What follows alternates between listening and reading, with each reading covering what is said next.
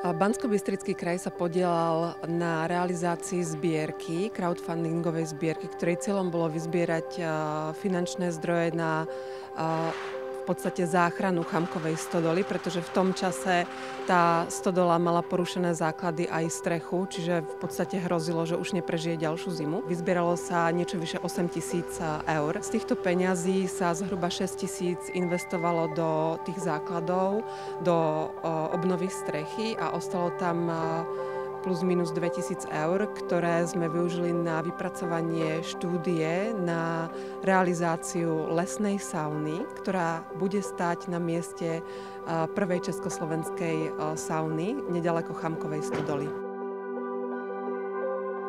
Pôvodne bola Chamková stodola prepravovou stanicou poštových koní. Nachádza sa totiž na spojnici regiónov Gemer, Spiš a Hronie, na teda dôležitej ceste.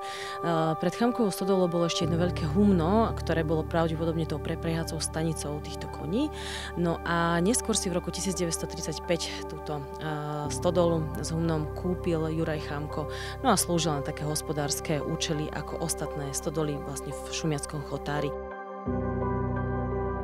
Táto stavba nás zaujala svojou polohou, svojím takým miestom naozaj s tým výhľadom na Kráľovú hoľu a tým, že to bolo naozaj známe.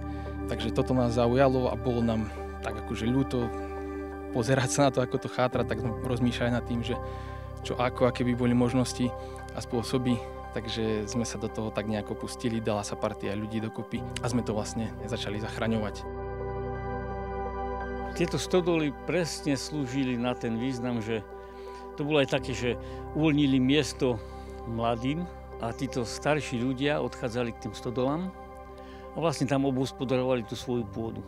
Pre nás to bolo akože súčasť toho života a tým pádom, keď sa teraz navštivuje, tak pre nás to je také akože takým prekvapením, že takúto chalúbku, hej, a chodia sa tam, nevesty sa chodia fotiť, akože, hej, že navštívujú tam, ako sa zastavujú autobusy. Takže pre nás je to také, ako také zvláštnosť, hej, lebo je to také zvláštne.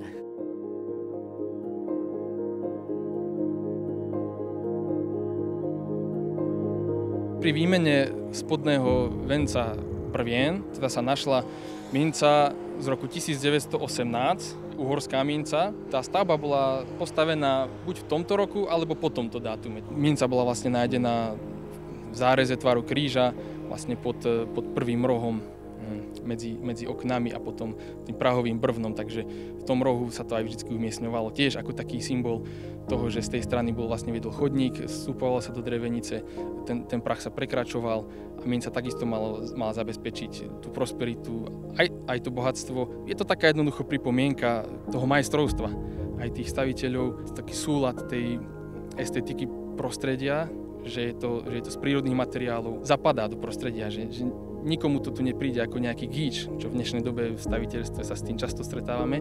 Takže pre mňa to aj do budúcna má zmysel aj takáto stavba, aby to jednoducho ostalo pre ďalšie generácie ako také memento, taký pamätník tej ľudovej architektúry.